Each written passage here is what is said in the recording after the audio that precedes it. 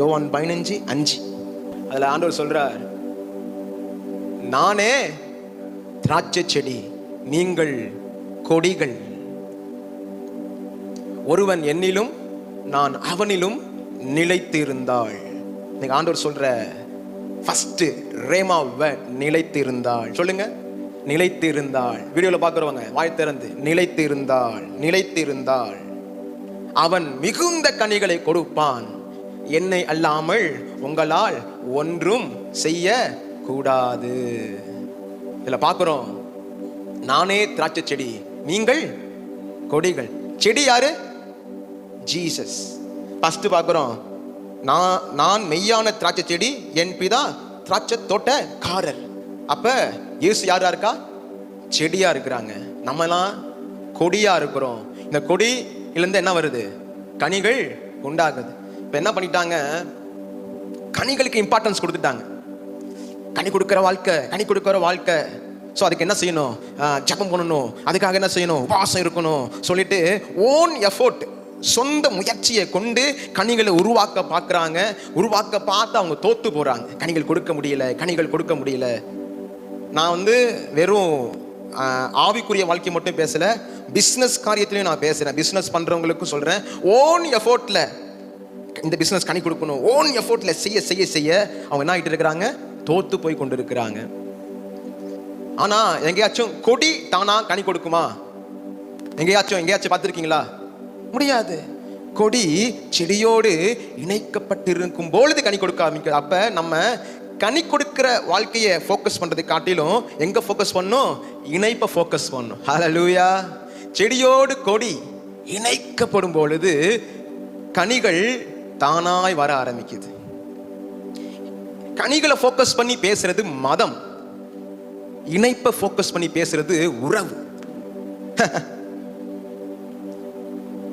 ஆரம்ப நாட்களில் 15 வருஷம் முன்னாடி நினைக்கிறேன், ஒரு 12 வருஷம் முன்னாடி எங்கள் ஊரில் சில வாலிபர்கள்லாம் சேர்ந்து பிரேயர் செல் நடத்துவோம். அப்போ எங்களுக்குள்ள அந்த ஒரு வாரமும் என்ன செய்யறது, ஒவ்வொரு காரியத்தை எடுத்து அதை நம்ம கடைபிடிக்கணும்னு சொல்லி பேசுவோம். அப்போ ஒரு வாரம் என்ன பண்ணோம்?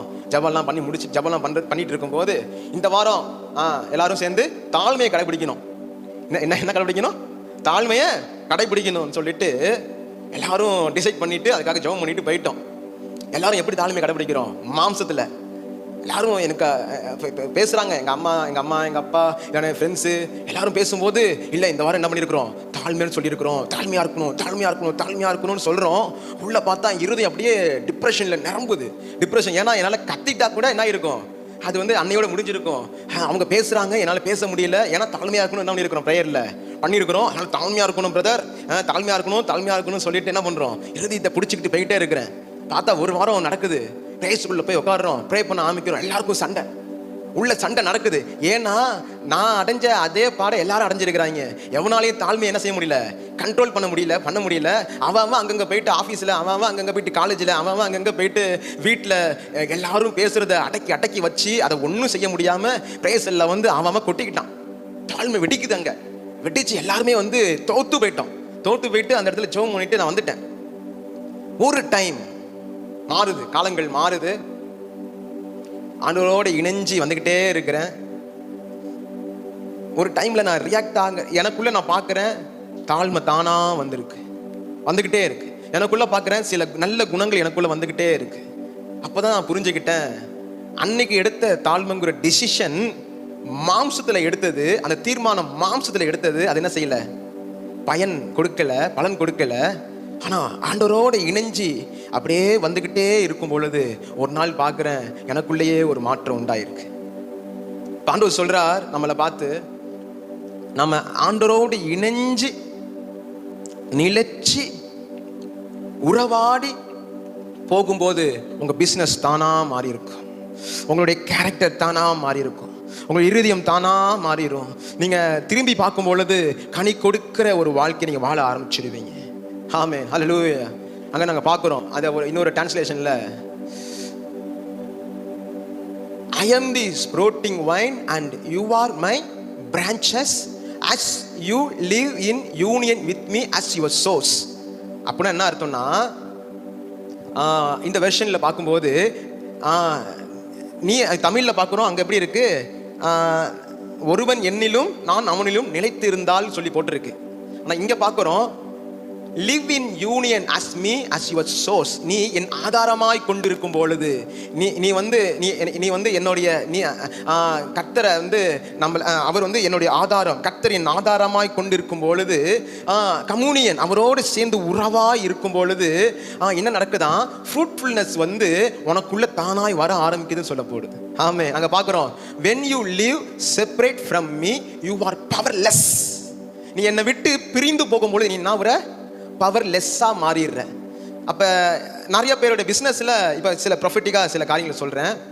நிறைய பேர் பிஸ்னஸ், நிறைய பேர் ரிலேஷன்ஷிப்ஸ், நிறைய பேருடைய சில காரியங்கள் ஆரம்பத்தில் என்ன இருக்குது, நல்லா போய்கிட்டே இருக்குது. போக போக என்ன ஆகுது, அது அப்படியே டவுனாக போகுதுன்னா, இதுக்கு ஆண்டவர் சில விஷன் காட்டினார். என்னன்னா, ஒரு ஃபேன் இருக்குது, ஃபேன் சுவிட்சை போடுறோம், சுவிட்சை போடுறது என்ன செய்யுது, வேகமாக இந்த ஃபேன் சுற்ற ஆரம்பிக்குது.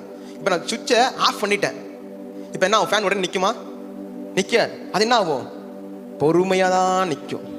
இப்போ நமக்கு என்னன்னா, கனெக்ஷனை விட்டுட்டா பிஸ்னஸ் ஓடுற மாதிரி தான் தெரியும், கனெக்ஷனை விட்டுட்டா சில காரியங்கள் நடக்கிற மாதிரி தான் தெரியும்.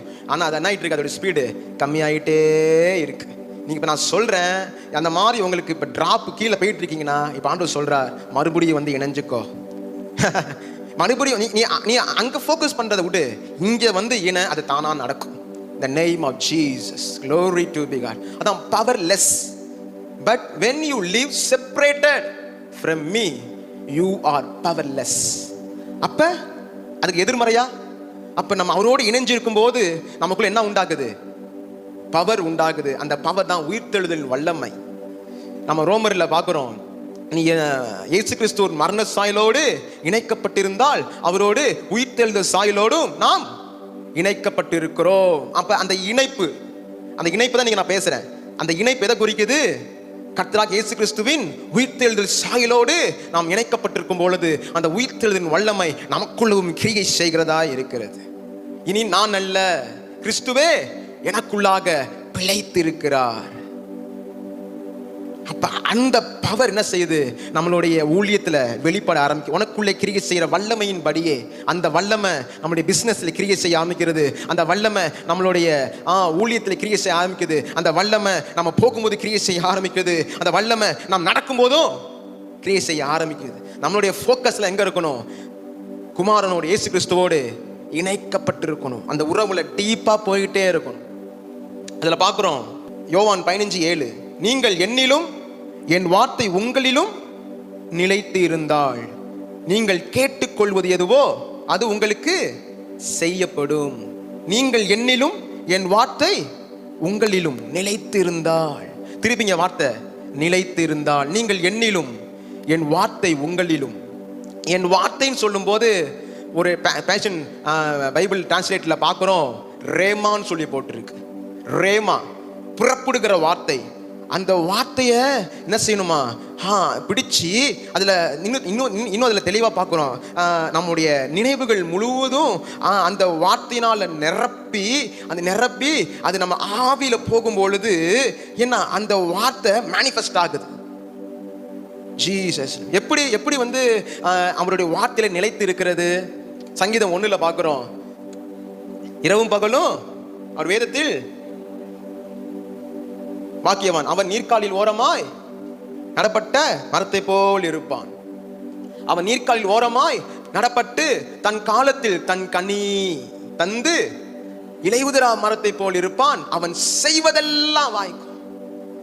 அப்ப ஃபர்ஸ்ட் நம்ம அவரோடு நிலைச்சு இருக்கிறதுக்கு நமக்கு என்ன தேவைப்படுது, வேர்ட் ஆஃப் காட், தேவனுடைய வார்த்தையோடு நம்ம இணைக்கப்படணும். தேவனுடைய வார்த்தையினால நம் நினைவுகள் என்ன செய்யணும், நிரப்பப்படணும்.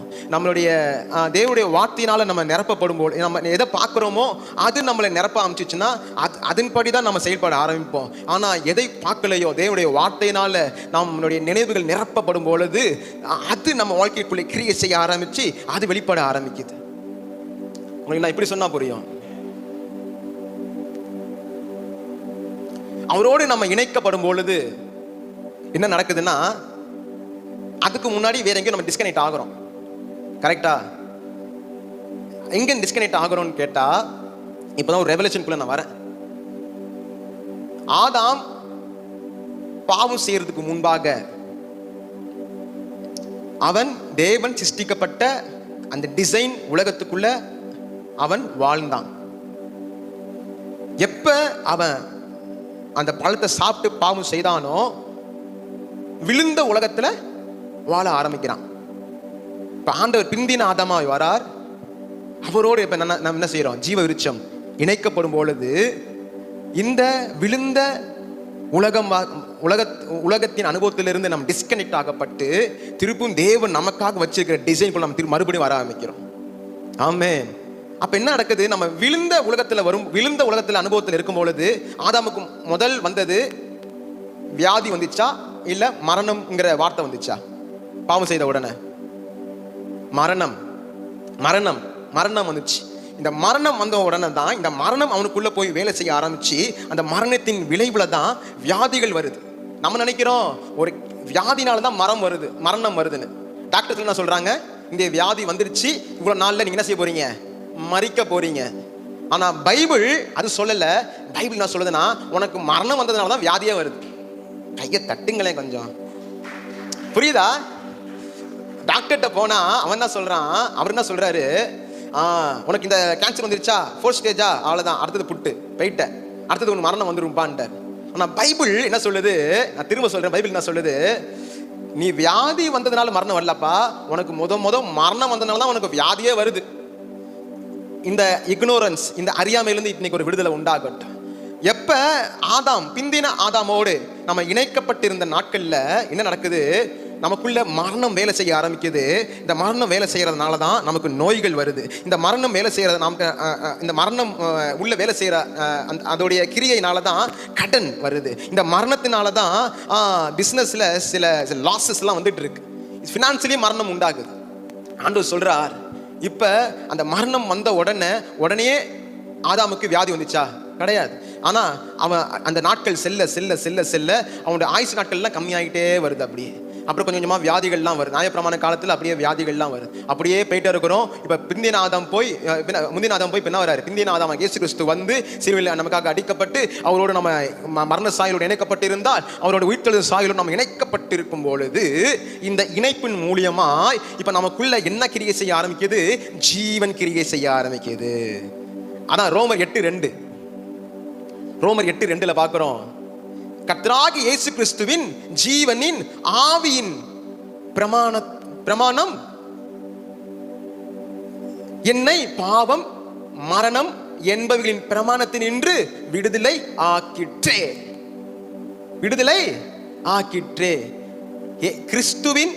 கிறிஸ்து இயேசுவினாலே ஜீவனுடைய ஆவியின் பிரமாணம், சொல்லுங்க, ஆவியின் பிரமாணம் என்னை பாவம் மரணம் என்பவைகளின் பிரமாணத்திலிருந்து விடுதலை ஆக்கிற்றே. இப்ப நீங்க ஆவியின் பிரமாணத்துக்கு கீழே இருக்கிற நம்ம எல்லாருமே, அவரோடு இணைக்கப்பட்டிருக்கிற நம்ம எல்லாருமே இப்ப நியாய பிரமாணத்தில் இல்ல, இப்ப நம்ம புது உடன்படிக்கையில எந்த பிரமாணத்தில் இருக்கிறோம்? ஆவியின் பிரமாணத்தில் இருக்கிறோம். இந்த ஆவியின் பிரமாணத்தில் இருக்கிற நமக்கு பாவம் கிடையாது, மரணம் கிடையாது. In the name of Jesus Christ. சொல்லுங்க, பாவம் கிடையாது, என் வாழ்க்கையில மரணம் கிடையாது. மரணமே கிடையாதுன்னா என் வாழ்க்கையில வியாதியே கிடையாது. The name of Jesus. பாவம் கிடையாதுன்னா என் வாழ்க்கையில சாபம் கிடையாது. என் பிசினஸ்ல சாபம் இருக்க முடியாது. டிக்ளேர் பண்ணுங்க, என் பிசினஸ்ல சாபம் இருக்க முடியாது, என் ஊழியத்துல சாபம் இருக்க முடியாது.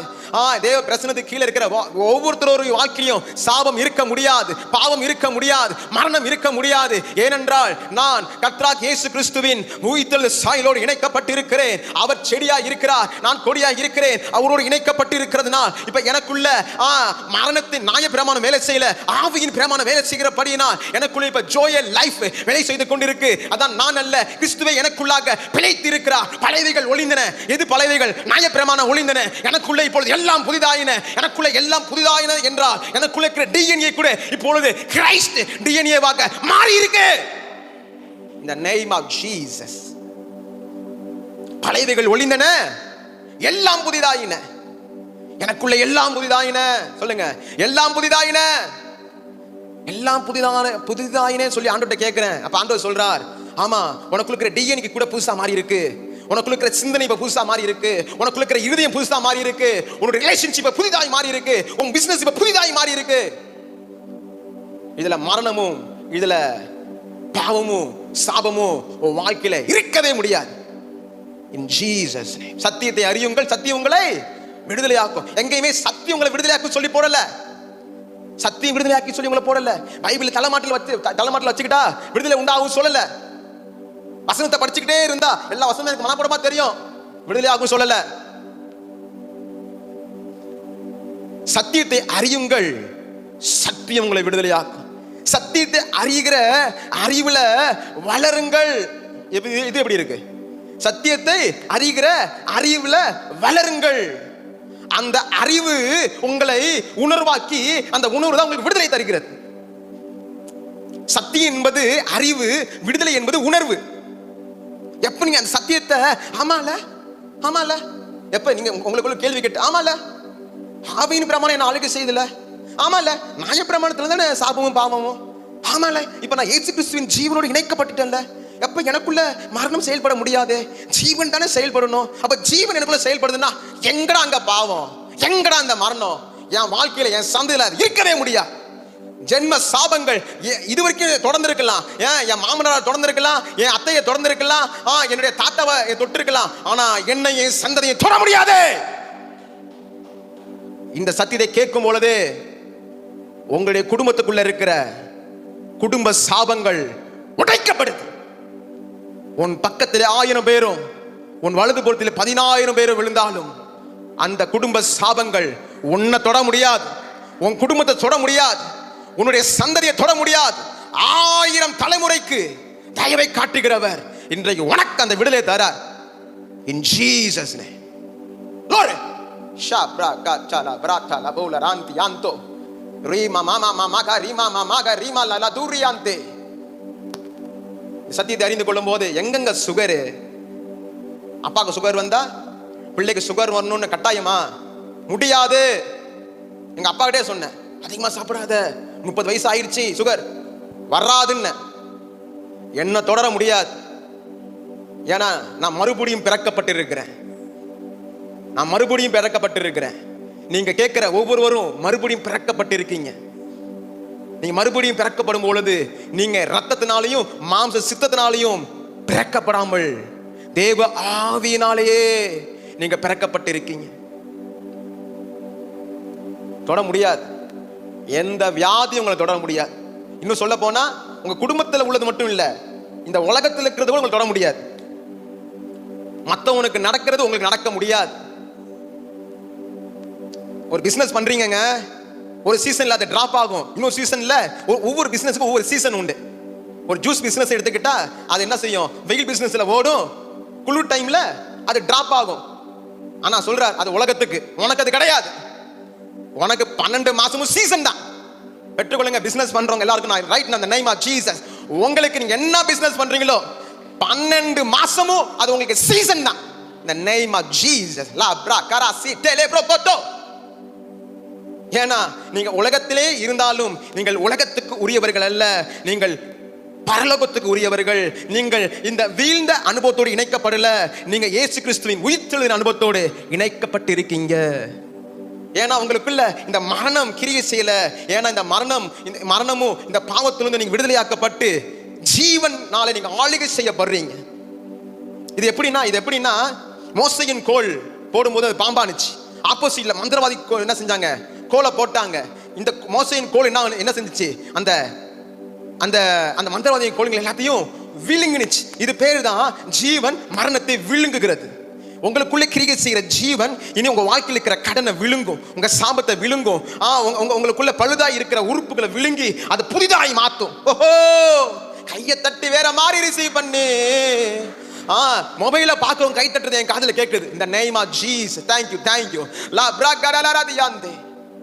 இந்த ஜீவன் உங்க வாழ்க்கையில் இருக்கிற சாபத்தை விழுங்கும். இந்த name of Jesus, glory to be God. ரீமா மாமா மகர மகரியாந்தே லபரதியாந்தே. ரோமர் யோவான் 15 அந்த பழையது.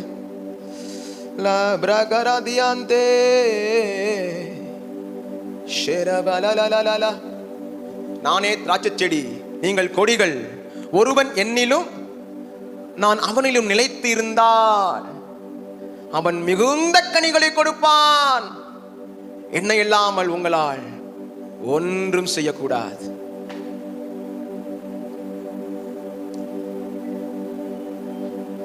அந்த பேஷன்ல பார்க்கிறோம், you are my branches. சொல்லுங்க, branches.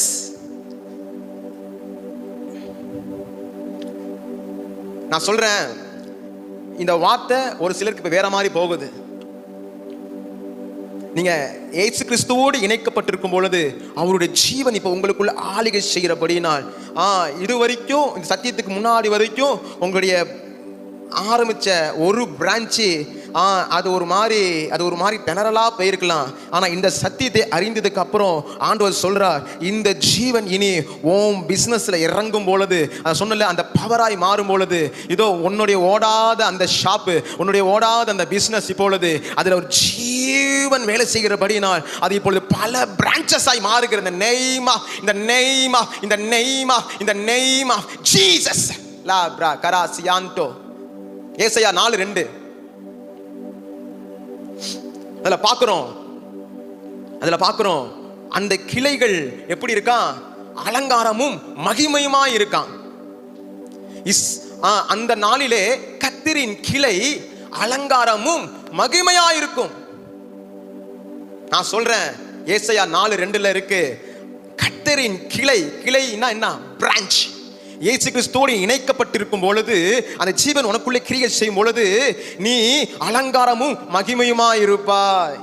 உன் பிசினஸ் அலங்காரமா இருக்கும், மகிமையா இருக்கும். நீ ஆரம்பிக்க போற தீர்க்கதரிசனமா நான் சொல்றேன், நீ ஆரம்பிக்க போற பல பிரான்ச்சஸ் இனி அலங்காரமும் மகிமையா இருக்கும். இந்த நேம் ஆஃப் ஜீசஸ். ஏன் தெரியுமா? அது உன் சொந்த எஃபோர்ட்னால கிடையாது. நீ அதெல்லாம் கவனிக்கல. நீ அலங்காரத்தையும் மகிமையெல்லாம் நீ கவனிக்க வேண்டாம். நீ இயேசு கிறிஸ்துவோடு இணைஞ்சு ஒட்டி உராசிக்கிட்டே இருந்தா போதும். நீ அவரோடு உறவாடி கொண்டே இருந்தா போதும். நீ அவருடைய வார்த்தையினால உன் சிந்தனையை நிரப்பிக்கிட்டே இருந்தா போதும். இந்த பக்கம் வர கனிகள் எப்படி இருக்கும் தெரியுமா? அது அலங்காரமும் மகிமையுமா இருக்கும். இனி உன்னுடைய பழைய ட்ரெஸ் எல்லாம் இனி அலங்காரமாய் மாறுகிறத நான் பார்க்கிறேன். கிழிஞ்சு போன ட்ரெஸ் நான் பார்க்கிறேன். கிழிந்து போன நைட்டியை போட்டுக்கிட்டு இப்ப நீங்க பார்த்துக்கிட்டு இருக்கீங்க. இப்ப ஆண்டவர் சொல்றா, கிழிந்து போன உன்னுடைய ட்ரெஸ் இப்ப மகிமையாய் மாறுகிறது, அலங்காரமாய் மாறுகிறது. காரணம் என்ன தெரியுமா? நீ இயேசு கிறிஸ்துவோடு இப்ப இணைக்கப்பட்டிருக்கிறபடியா அந்த ஜீவன் உன்னுடைய பொருளாதாரத்துக்குள்ள வேலை செய்கிறது, உன் ஆவியில வேலை செய்கிறது, உன்னுடைய கணவன் மனைவி உறவுக்குள்ள அது வேலை செய்கிறது. In Jesus name. Glory to the God. அலங்காரமும் மகிமையுமா இருக்கும். நான் பார்க்கிறேன், ஒரு மலை அது எரிமலை, அது வெடிக்கும் பொழுது என்ன நடக்கும்? அது வெடிச்சு அதுக்குள்ள இருக்கிற கல், அதுக்குள்ள இருக்கிற அக்னி எல்லாம் பறந்து பல கிலோமீட்டர்ஸ் போய் விழுவுமா. நீங்க சொல்றேன், அந்த காட்சி அப்படியே இங்க கொண்டு வர, உனக்குள்ள கிரியை செய்யற அந்த ஜீவன், உனக்குள்ள கிரியை செய்யற அந்த ஜீவன் இப்ப அது அப்படியே வேலை செய்ய ஆரம்பிக்கிறத நான் பார்க்கிறேன். அது அப்படியே மேல அப்படியே ராக்கெட்டை வந்து கீழே அந்த திரியில வந்து நல்லா திருவி விட்டுட்டு பத்த வச்சோம்னா சொல்லிட்டு மேல கிளம்பு. பாத்தீங்களா? அதுதான் உயிர்த்தெழுதின் வல்லமை. அந்த வல்லமை இப்ப உங்க பிசினஸ்ல கிரியை செய்யறத நான் பார்க்கிறேன். அந்த வல்லமை உங்களுடைய பொருளாதாரத்தில் கிரியை செய்யறத பார்க்கிறேன். அது என்ன செய்ய தெரியுமா? அது மேல எழும்பி அதை வெடிச்சு பல தேசங்கள்ல ஒரே டைம்ல விழுகிறது போல விழுகிறது. இந்த நேம் ஆஃப் ஜீசஸ். விழுந்த இடத்துல எல்லாம் ஒரு பிரான்ச் உண்டாகுது. அது அலங்காரமும் மகிமையுமாய் இருக்கு. In Jesus name. கர்த்தரின் கிளை அலங்காரம் மகிமையுமாய் இருக்கும். நீங்கள் கர்த்தரின் கிளைகள். கர்த்தரின் கிளைனா என்ன அர்த்தம்?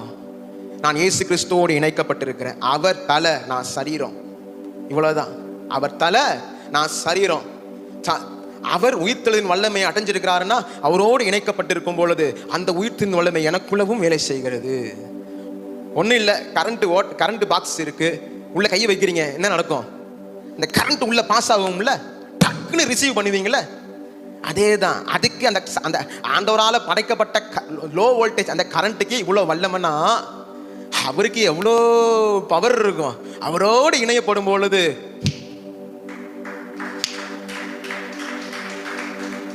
உங்களுடைய பழைய அனுபவங்கள் அப்படின்னு மாறிடும். In Jesus name.